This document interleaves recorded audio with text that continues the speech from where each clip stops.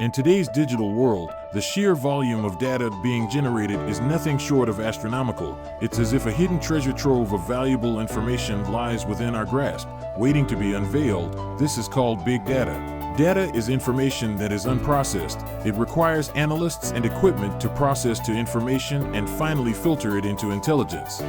Big data analytics is a scientific method of harnessing the power of cutting-edge algorithms. Businesses can extracting valuable insights, trends, and patterns from it. Overwhelming amount of data.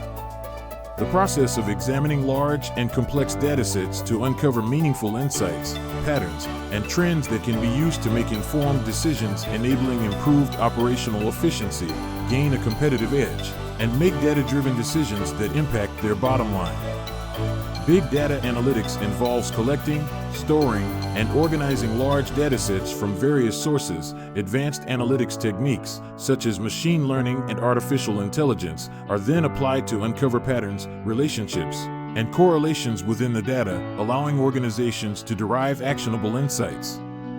Several benefits arise from data analytics that include improved decision-making, enhanced customer experience, optimized operations, increased revenues, better risk management, and the ability to predict future trends and behavior.